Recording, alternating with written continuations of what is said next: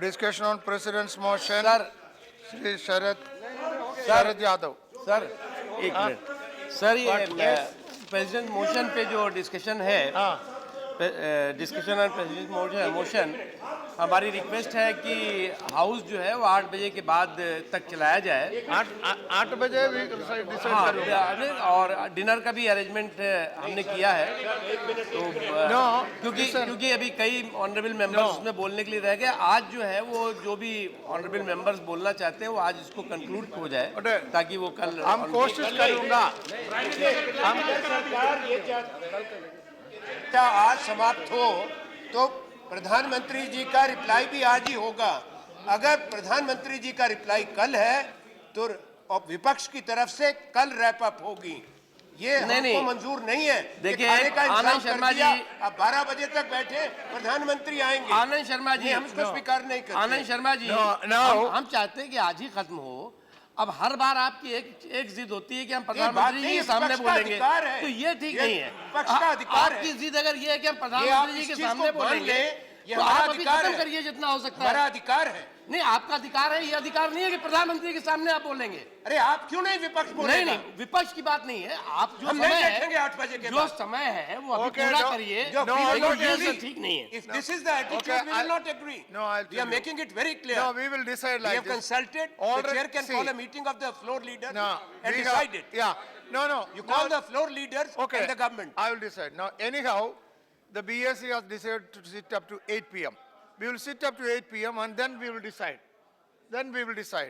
In any case, up to 8 p.m. we have We to will sit. not sit until midnight just because the government desires so and the Prime Minister desires so. No, we will decide.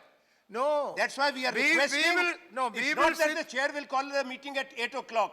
We have not agreed even to sit up to 8 o'clock then. No, 8 o'clock we have discussed in BSC. Yes. Sir, 8 o'clock we have. This agreed. cannot be decided at 8 p.m. This has to be decided well before that and now. Fine. Meeting में decide किया हुआ है कि ये तो आपको BSc meeting का जो है वो मिनट्स दिखा दें। 8 बजे तक Going back on the है ना? understanding, so we will not तो वही मैं accept. कह रहा हूँ। At 8 we will decide. Why don't you have another BSc meeting then? Why? No. Yes. What is the problem? That's why all the आप floor 8 बजे leaders तक बैठने में क्या दिक्कत है? all the floor leaders. नहीं, 8 बजे तक बैठने में आपको दिक्कत क्या है? No, sir. In any case, देखिए, no. Listen. No, please. आज ही बुला लो ना, there is- प्रधानमंत्री जी को भी खाना खिलाओ। नहीं, ये आश्वस्त करे सरकार कि प्रधानमंत्री भी आएंगे चाहे रात के 12 बजे जवाब आ जाए। ये नहीं होगा कि कल वो आएंगे, जवाब देंगे और सब लोग सुन के चले जाएंगे। Now you sit नहीं, down. point नहीं है You made your- This is you made your point. Sir, I agree with my colleague. Either we should प्रधानमंत्री conclude पूरे समय even थे। the reply today, or it should be open tomorrow for discussion followed by reply. We will decide at 8 p.m. Anyhow, BSc decision is there. There is consensus up to 8 p.m. Let us go up to 8 p.m.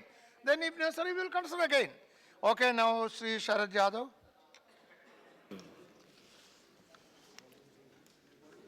उपाध्यक्ष जी, जो राष्ट्रपति जी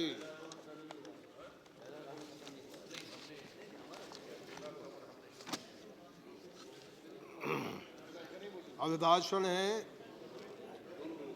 उस पर मैं बोलने को धन्यवाद प्रस्ताव पर खड़ा हुआ हूँ। हालात ऐसे हैं कि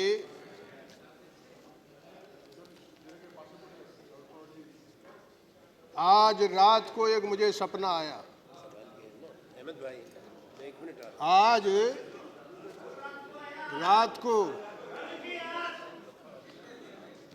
आज रात को एक सपना आया।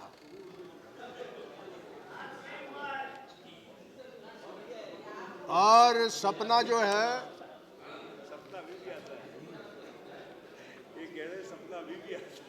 नहीं, लेकिन आज जो बीत गई रात को उसको आया। वही तो मैं कह रहा हूँ। बीत गए उसको आया। और उपाध्यक्ष जी, रात को सोते सोते काफी संख्या में लोग घेर लिए। पूछे। हाँ हाँ पूछे, राष्ट्रभक्त हो, देशभक्त हो। हम इधर देखे उधर देखे, फिर और दूसरा आदमी बोला लव जिहाद, फिर एक दूसरी तरफ से बोला घर वापसी, फिर एक आदमी बोला जय बजरंगबली। अलख निरंजन जय श्री राम। और फिर रात को हमको दिखा कि जो कन्हैया है उसे तिरंगा झंडा लेकर के लोग ठोक रहे हैं। ये आजकल तिरंगा झंडा लेकर के घूमने का बड़ा भारी रिवाज है। ऐसा रिवाज है कि इस देश के जितने तरह के लोफर हैं बड़ी संख्या में, और ऐसा उपद्रव कर दिया है ये जो आपका नहीं सीएम नहीं, ये जो आप एमपी थे हरियाणा के नवीन जिंदल, और कोई काम तो है नहीं इसका, पैसा कमाना, और इसने झंडा चला दिया सब जगह है? जो आदमी लेता उठता है वो झंडा लेकर उठता है।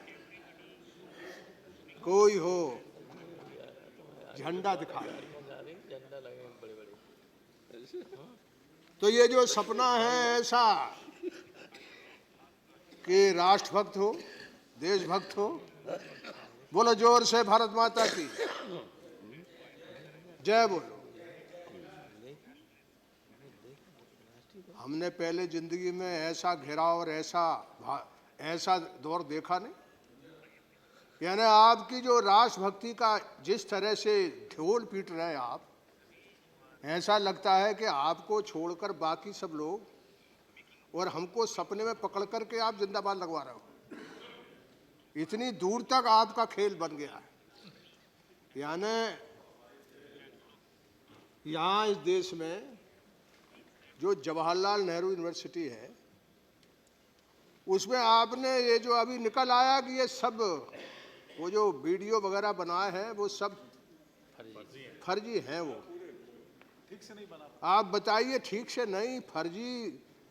और आप यूनिवर्सिटी के नौजवानों को, अब हम तो भुगते हुए आदमी, हम 4.5 साल जेल में बंद रहे हैं।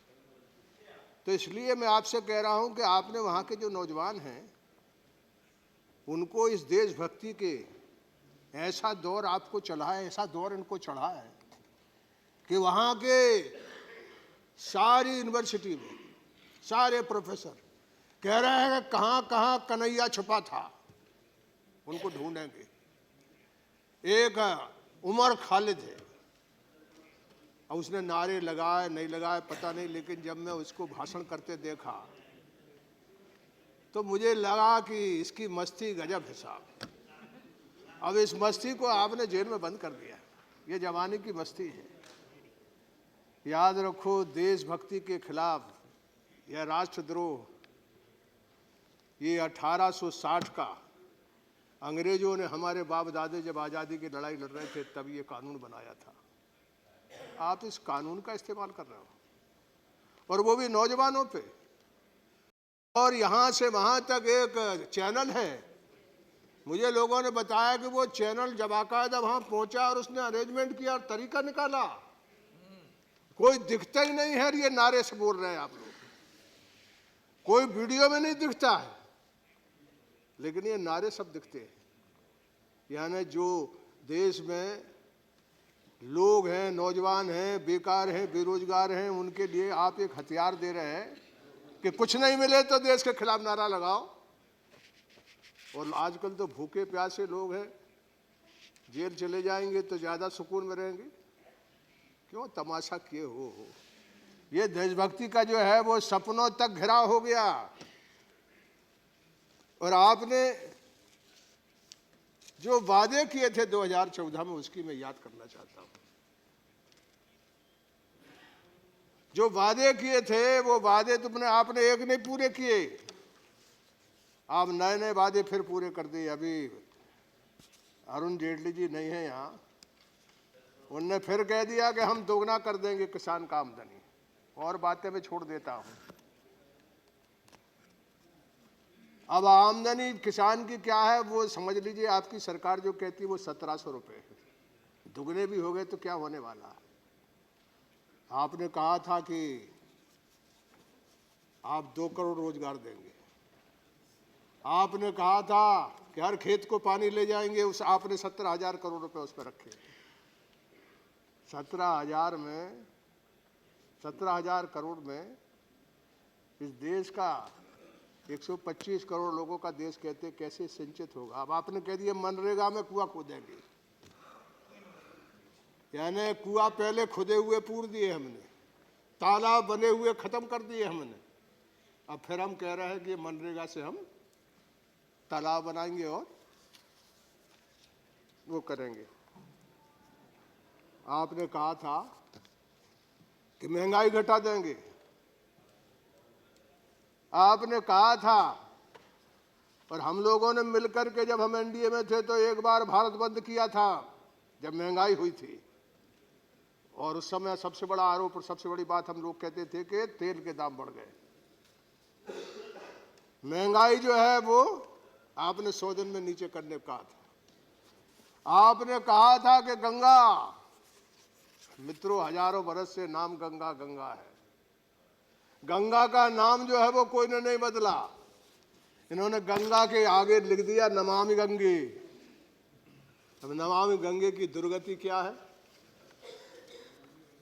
यानी जो उसकी दुर्गति है मिश्रा जी,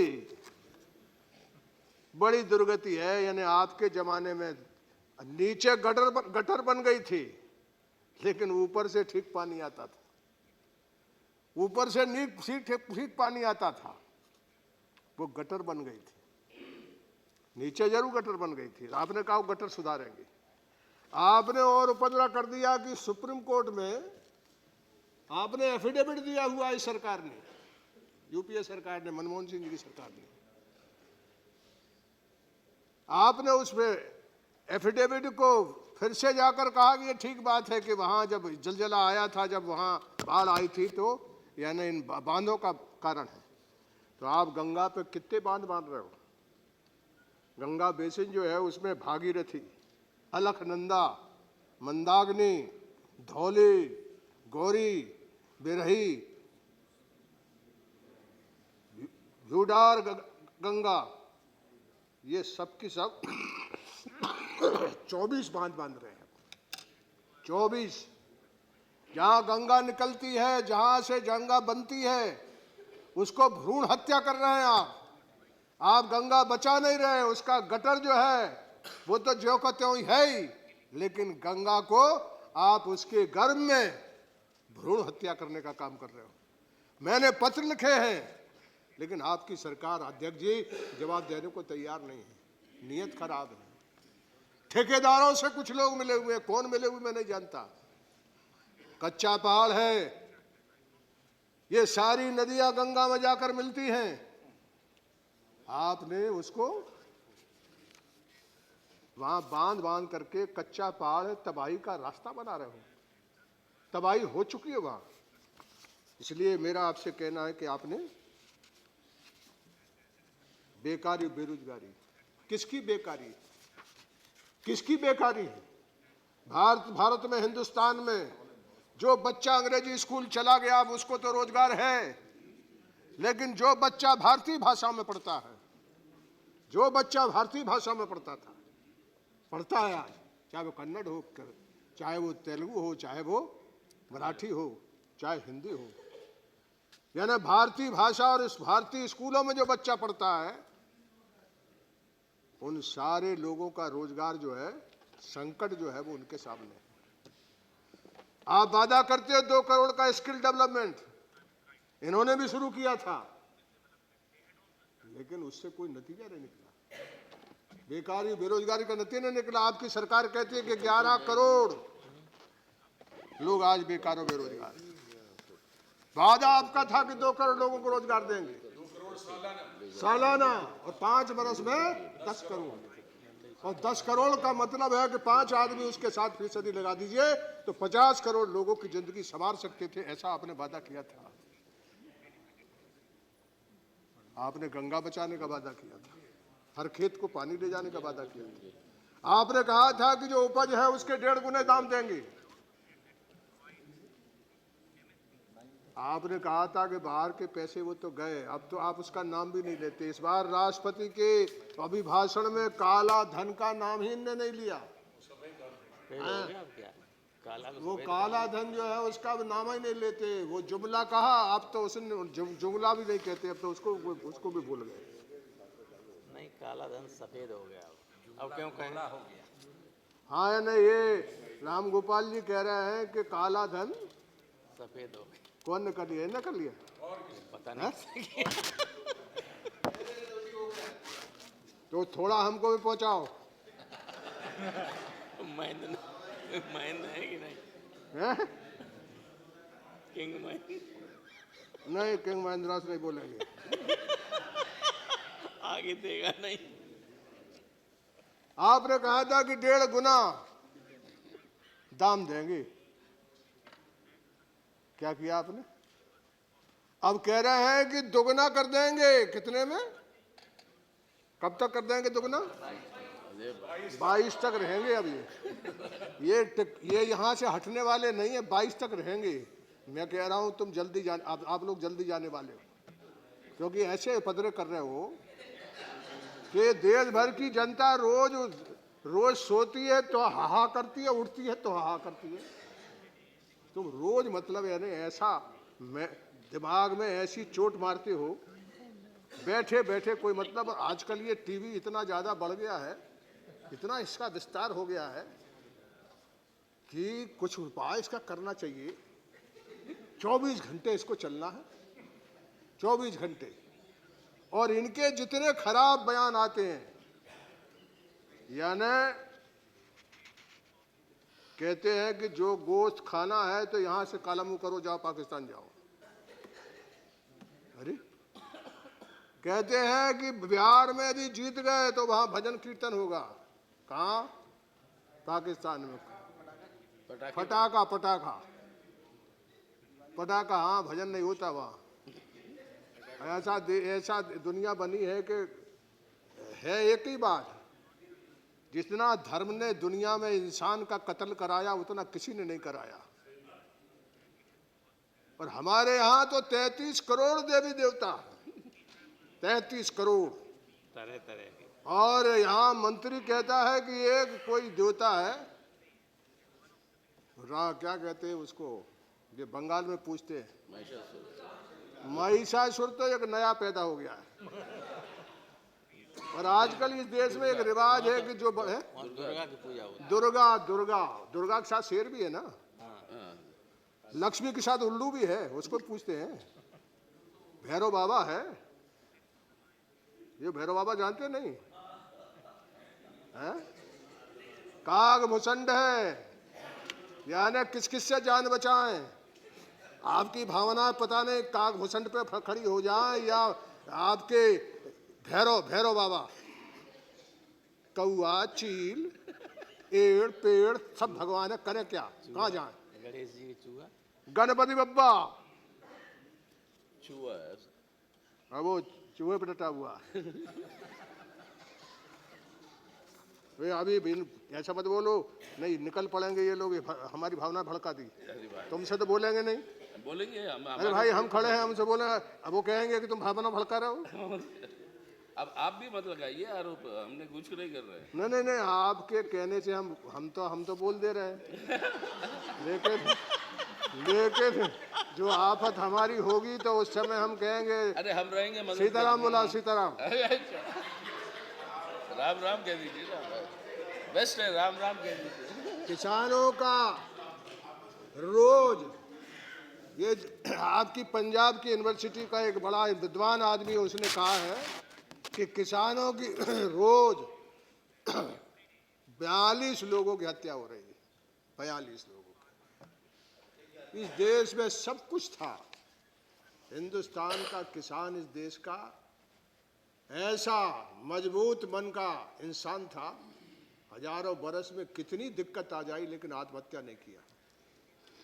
लेकिन ये आज़ादी के बाद हमारी राज और हमारी सरकारें जो चली उसमें आत्महत्या का एक सिलसिला बना। जब से बाजार आया तब से आत्महत्याएं शुरू हुई हैं। मैं उस पर इतना ही कहना चाहता हूँ कि इसके मामले में आपने कुछ नहीं किया। सारे देश में खुशबू है, आपको पता नहीं होने चाहिए कि 2.3% हो गया था आपके ज़माने में एग्रीकल्चर का, मनमोहन जी के ज़माने में। वो फिर से 1.1 हो गया। यानी खेती की जो मामला है वो नीचे जा रहा। तो मैं आपसे निवेदन करूं, पिछली बार आपने दाल के लिए इतनी बड़ी पैमाने पर दाल इंपोर्ट किया, आपने 500 करोड़ रुपए रखा था, उसका नतीजा क्या निकला? कहां दाल बढ़ी? यानी हिंदुस्तान के इतिहास में दाल कभी इतनी महंगी नहीं बिकी जितनी महंगी आपके रिजीम में बिकी। यानी दाल रोटी और चटनी रोटी भी महंगी हो गई, और दाल जो है वो 150 रुपए तक गई, 200 रुपए तक गई, 200 रुपए तक गई। कभी हिंदुस्तान के अपने पिताजी से या बूढ़ा आदमी घर में पूछ के देखना, कभी दाल के दाम इतने बढ़े? और दाल का यानी दाल का कोई नाम लेगा तो दाल अरहर की दाल है, और उसको दाल दूसरी नहीं है, ना मसूर की है और ना चना की। असली दाल अरहर की है। वो कितनी बढ़ गई? 500 रुपए लगाने के बाद भी, और 500 रुपए आपने खर्च किए, किसी दूसरे ने खर्च नहीं किए। हालात और है कि ये जो एनपीए है कोई ठीक से बताता ही नहीं, है। 4,26,000 करोड़ रुपया एनपीए हो गया। ये जनता का पैसा। कहते काला धन वापस लाएंगे बाहर से। अरे भाई अजीब लोग हो जो 4,26,000 करोड़, 26 लाख करोड़, 5,62,000 अब ज्यादा। और सीताराम कह रहे 5 लाख। ये सही में इकोनॉमी में ज्यादा पढ़ने वाले लोग होते, कम्युनिस्ट लोग। 5,62,000। ये धबे सफेद धन है, सफेद है। हमारा पैसा है, जनता का पैसा है, उद्योगपतियों के पास। और उद्योगपति से लेकर के कौन ने इसको खा गया, गड़प कर गया, और वो सबके सब हमारे सामने तमाशा कर रहे हैं। ये बड़े बड़े होटलों में टेबलों पे बैठते, आजकल ऐसे नहीं सुनते, टेबलों पे खाते हैं फिर सुनते हैं और गड़प करते पैसा। पूरे देश की जनता का पैसा गड़प। इस देश के पूंजीपति का कोई पुरुषार्थ नहीं है, सारा पैसा जनता का बना हुआ है, सारा पैसा जनता का लिया हुआ है। इसी तरह खा करके ये पैसे वाले बनते हैं। लेकिन कोई ऐसी सरकार नहीं आती जो इनका इलाज करे। आप तो पूरी तरह से इनको बताने के बारे में बताने को भी तैयार नहीं कि कौन के पास कितना पैसा है। वो भी ये इंडियन एक्सप्रेस नाम का अखबार है, उसने निकाल के उसका नाम निकला उसमें, नहीं नाम भी बताने को तैयार नहीं है। ये आपकी हालत है।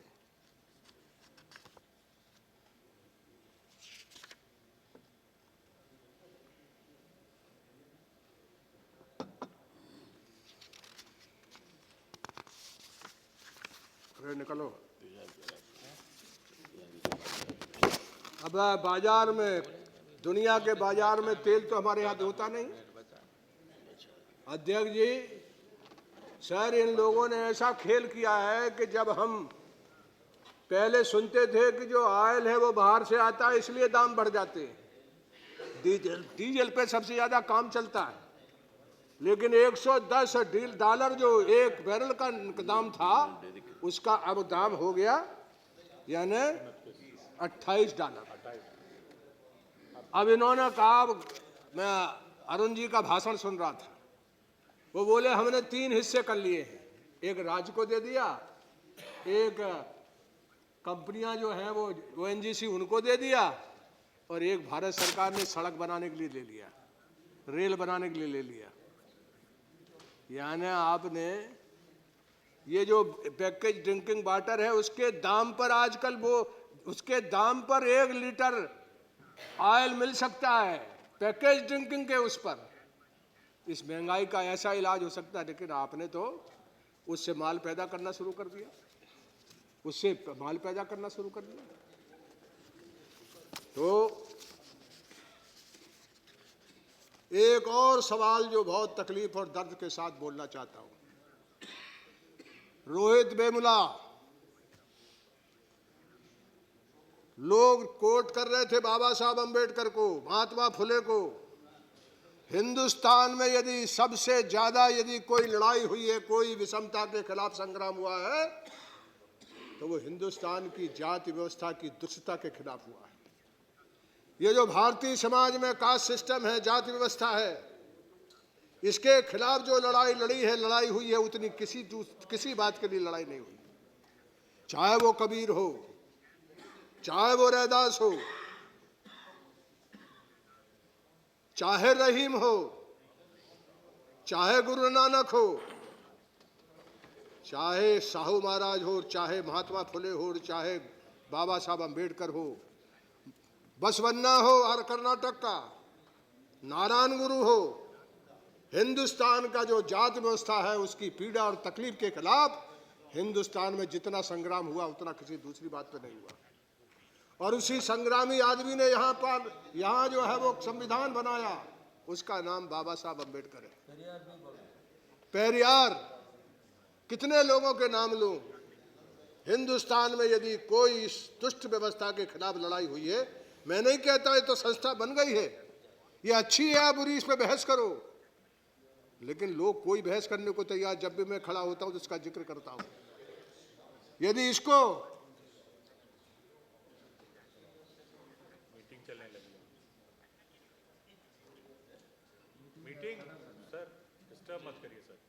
तो ये जो सबसे ज्यादा यदि देश में ये जाति व्यवस्था की जो विषमता है, सामाजिक डिस्पैरिटी है, इसके खिलाफ सबसे ज्यादा लड़ाई हुई है। लड़ाई का अंत यह है कि जिस आदमी ने संविधान बनाया उसने कहा कि सामाजिक जो लोकतंत्र है, सोशल डेमोक्रेसी है, उसके बगैर हिंदुस्तान का लोकतंत्र नहीं चलेगा।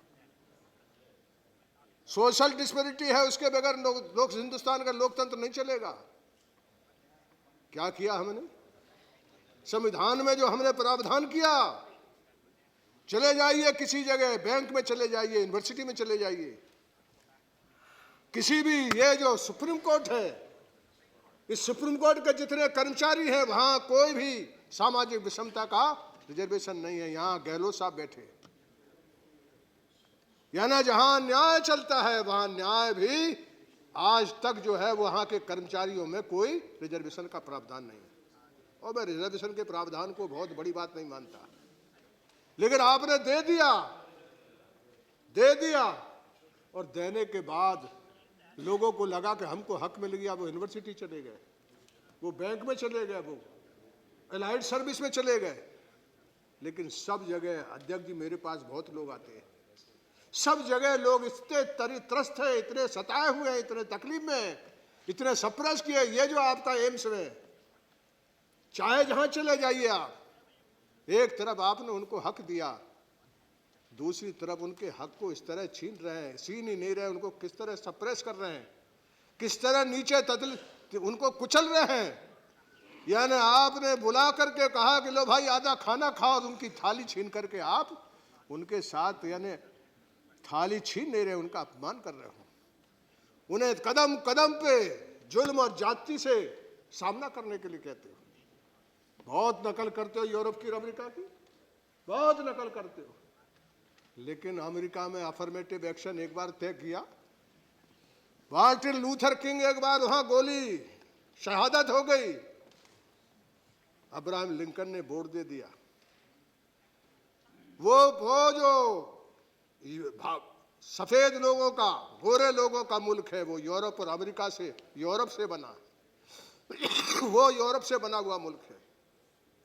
वहां हालत में काली और गोली की इतनी बड़ी लड़ाई थी, इतनी विकट लड़ाई थी कि उनकी हर चीज की, कपड़े की, खाने की, पीने की, मीटिंग की, हर चीज की नकल आप करते हो, उनको आदर्श मानते हो, आइडियल्स मानते हो। लेकिन वहां 60-70% गोरे हैं। जिस व्हाइट हाउस का नाम व्हाइट हाउस है, उनका दिल इतना चौड़ा इसलिए आगे दुनिया में आगे वो है, उन्होंने उस व्हाइट हाउस में ब्लैक बिठा दिया। उनका दिल ये है, वो बदलते इतने, लेकिन आप हजारों बरस में बदलने को तैयार नहीं हो। बाबा साहब जिसने संविधान बनाया, उसकी सबसे बड़ी आत्मा उनने कही कि सामाजिक सोशल डेमोक्रेसी इस देश में नहीं रहेगी तो बात नहीं बनेगी। और बाबा साहब ने जितनी तकलीफ के साथ सारी दुनिया में, सारे देश में लड़ाई लड़ी, उतना तो कोई नहीं लड़ा। वो हिंदू धर्म में रहना चाहते थे। और हिंदू धर्म के बारे में उन्होंने क्या लिखा है कि कोई कह रहा था वहां जो कोट कर रहे थे उनको, उनकी अच्छी बातें कोट करते हो जो, लेकिन उन्होंने बीमारी के बारे में, जो गंदगी के बारे में लिखा है, सेकंड गोलमेज कॉन्फ्रेंस में जो काम किया है उन्होंने, उसमें महात्मा जी जो है आकर के बदल गए। उन्होंने हिंदू धर्म की जो अगली और हिंदू धर्म के अन्याय की कदम कदम पर जो चर्चा की है, वो सारी किताबें भरी पड़ी है। महात्मा फुले की भरी पड़ी है, देश भर में भरी पड़ी है, दुनिया भर की लड़ाई है ये। इसलिए वहां सब कुछ नकल करते हो, सब कुछ नकल करते हो, लेकिन एक चीज की नकल नहीं करते हो कि यहां जो जाति व्यवस्था की विषमता है, सोशल डिस्पैरिटी है। बताओ, 1/4 आदमी को बस्ती में रहने की गुंजाइश नहीं है। और बाबा साहब लड़ते लड़ते अंत में इतना तंग आ गए कि उन्होंने कहा कि मैं इस धर्म में पैदा हुआ, मेरे बस में नहीं इसमें मरूं मैं। दूसरा धर्म बदल गया वो। लेकिन जो रोहित वेमुला है, वक्त जो है वो कभी पीछे नहीं सरकता, वक्त आगे चलता है। ये वक्त जो है वो आगे चलता, कभी पीछे नहीं जाता। लेकिन हिंदुस्तान की समाज व्यवस्था ने वक्त को भी पीछे कर दिया, अवैज्ञानिक काम कर दिया।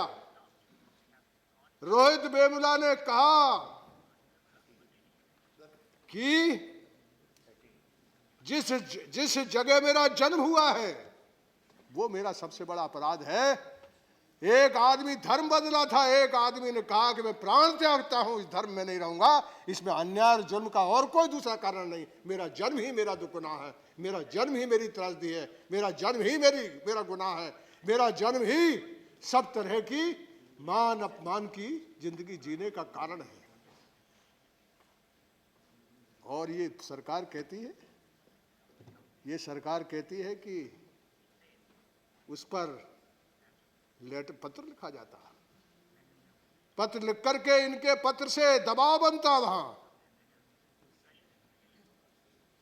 कहते हैं कि वहां पुलिस नहीं पहुंची, कहते हैं कि वहां इलाज नहीं हुआ, आपके पास पेंडिंग है। कहते हैं कि वो दलित नहीं था, कहते हैं कि हमारा मंत्री भी पिछड़ा है। क्या मतलब है? क्या कहना चाहते हो? क्या कहना चाहते हो? यानी आपने एक बदलाव होना चाहिए था 70 वर्ष में, उसकी नतीजे में आपने क्या किया? एक आदमी दलित होकर के सोचा कि मेरा जन्म ही मेरा गुनाह है, उसने जान छोड़ दी, जान दे दी। और इस सदन में, उस सदन में बहस होगी, कोई व्यक्ति पर बदलने को तैयार नहीं है। ऐसा दुष्ट कास्ट सिस्टम है, जाति व्यवस्था है कि इस कमरे के बाहर निकलेंगे तो सब जात में लोग सूंघेंगे कि मेरी जात कहां बैठी। इंसान को ऐसा, इंसान की इस तरह की स्पेसीज बन जाए, इस तरह की उसकी शक्ल बदल जाए, वो हिंदुस्तान में देख के आप कर सकते हो। यानी अपार्थाइड यानी काला गोरा तो दूर हो सकता है, लड़ाई हो सकती है, लेकिन हिंदुस्तान के जाति व्यवस्था और कास्ट सिस्टम की ऐसी बीमारी है कि उस पर इतनी बड़ी लंबाई लड़ाई लड़ने के बाद कभी कोई रास्ता नहीं निकला। और नहीं निकला तो आज जो रोहित वेमुला है, वो जान देकर के आवाज दे दिया, शहादत देकर के आवाज दे दिया। लोगों, ऐसे हजारों नौजवान हैं जिन्हें तुमने कहा कि बाबा साहब अंबेडकर के चलते तुम्हें हम विशेष अवसर देते हैं, विशेष अवसर देकर उन्हें कुचलते हैं, उनके साथ अन्याय करते हैं, उनके साथ हर तरह से जुल्म ज्यादती करते हैं। और इस सदन में हम लोग बहस कर रहे हैं। बहस के बाद यहां कोई नहीं बदलेगा, उपाध्यक्ष जी, कोई नहीं बदलेगा सभापति। ऐसा मैंने कहा कि कबीर से बड़ा तो कोई नहीं हो सकता ना। एक ही इंसान पैदा हुआ इस देश में, बाकी तो सबकी जात है। एक ही आदमी पैदा हुआ है, ऐसा बांझ देश है जिसमें इंसान कोई पैदा नहीं हो सकता, उसका नाम महात्मा कबीर है। एक इंसान पैदा हुआ, जात है ना धर्म है। आज भी मगर में चले जाओ, मुसलमान और हिंदू दोनों औंधे लेटे हुए कि तू हिंदू था कि मुसलमान था। एक इंसान पैदा हुआ, क्या बोला नहीं वो, क्या नहीं कहा इंसान अच्छे बनने के लिए, लेकिन यहां इंसान अच्छा नहीं बनता। यहां इंसान मंत्री से लेकर वो फूलपति तक, वो जो दलित नौजवान है उनको हुदियाते हैं, उनको अपमानित करते हैं। आपको मालूम होना चाहिए कि दलित जब पढ़ने आता है तो उसे घर में जो वजीफा देते हो, वो वजीफा इतना कीमती उसके लिए है कि रोटी नहीं मिलेगी उसको, खाना नहीं मिलेगा उसको। और इसके बाद इस सदन में ये ऐलान करना, ये ऐलान करना कि वहां डॉक्टर नहीं पहुंचा, वो जिंदा बच जाता, वहां पुलिस नहीं पहुंची, और किस भाषण कर रहे हैं। गुनाह करके जो अहंकार है, अभिमान है, चेहरे पर जो गुरूर है, मैं आपसे कहूं कि इस सदन में मैंने कभी देखा नहीं मंत्री रह करके इतना गुरूर, इतना अहंकार, इतना अभिमान। सरकार में आदमी बैठता है तो विनम्र होता है। सारी ताकत और सारी शक्ति तो हिंदुस्तान में, इस धरती पे जो भारत है उसमें सबसे बड़ी ताकत तो आपके पास है। और आप जब रंज हो करके, आप जब ऐसा बोलते हो, आप खबरदार करते हो, आज जवाब देना है जो आपका है। यानी न्याय आप करोगे, अदालत आप लगाओगे, वकील आप लगाओगे, कब तक लगाओगे? हजारों साल से लगाओगे। कभी तो इन गरीबों के लिए इनके हाथ से, इनकी जबान से न्याय मांगोगे। बाबा साहब तो धर्म बदल लेता, पर एक आदमी जान दे देता। ये सोचने और समझने का है, हृदय है हम सबके पास। तो एक ही बात है कि हिंदुस्तान में आप जाति व्यवस्था के ऊपर 1 दिन, 3 दिन की, 4 दिन की, 1 महीने की बहस करो। मैं आपको रोड मैप देने को तैयार हूं, उसका रास्ता क्या है। फिर कोई रिजर्वेशन की तैयारी नहीं, कोई रिजर्वेशन की जरूरत नहीं पड़ेगी। आप अंतरजाति, और याद रखिए बेमुला जो है उसकी जो मां है उसका जन्म भी महान है। आप कहते हैं उसकी जात क्या है, पूरे देश भर में बड़ा काम किया कि वो अंतरजाति शादी से बच्चा पैदा हुआ। इस देश में जिस दिन जाति टूटेगी उस दिन देश का विकास होगा। प्रधानमंत्री जी कितने उपाय कर लीजिए, कितने ही तरह के नारे लगा लीजिए, जब तक भारतीय समाज का ये जो जाति व्यवस्था है ये है तो कोई चीज पर नहीं हो सकती नीचे। ये जो व्यवस्था है ये खा जाएगी पूरी तरह से। ये पूरी तरह से अगस्त्य मुनि है, ये कोई चीज नहीं होने देगी, सर्वनाश करेगी। इसलिए हम सबको एक तो भजन नहीं देना चाहिए, जनता से वादा नहीं करना चाहिए, लेकिन उन वादा करने का, उन वादों को पूरा करने का ईमान भी चाहिए। और ईमान नहीं है तो लोकतंत्र खतरे में पड़ेगा। ईमान का एक ही मतलब है कि जो जनता से कहो उसको पूरा करो। और उपसभापति जी, इस देश से ईमान उठ रहा है। कदम कदम पर जुल्म है, कदम कदम पे अन्याय है, कदम कदम पे चोरी है, कदम कदम पे डकैती है, कदम कदम पे लूटे, गिट्टी खा रहे हैं, मिट्टी खा रहे हैं, रेत खा रहे हैं। कोई चीज नहीं है जिसको इस देश का आदमी खा करके अपना घर नहीं भर रहा। तो भ्रष्टाचार पर आपने राष्ट्रपति के अभिभाषण में कोई ऐसा जिक्र नहीं है कि कोई रास्ता ऐसा ठीक निकालेंगे। वो भ्रष्टाचार की जननी भी ये जाति व्यवस्था है। मां की गुलामी से ये परिवार बनता है, और परिवार जो है वो मन चंगा तो कठोटी में गंगा, घर चंगा जी। मैं इन्हीं बातों के साथ, वक्त हो गया है, मैं इतने ही कहना चाहता हूं आपसे अंत में कि जो रोहित वेमुला है उसके बारे में इस सदन में बहस और इस सदन में सब तरह की बात होने के साथ एक साथ काम करिए, एक काम करिए कि 1 दिन, 2 दिन, 4 दिन के लिए हिंदुस्तान की समाज व्यवस्था पर चर्चा करिए। अच्छी है तो बनाए रखिए, और ठीक नहीं है तो इसके बारे में कोई रास्ता सोचिए। इंसान इंसान के बीच में खंड खंड भारत हो गया है। आप इसकी एकता की बात करते हो, आप इसके भारत को राष्ट्र बनाने की बात करते हो, कैसे बनेगा?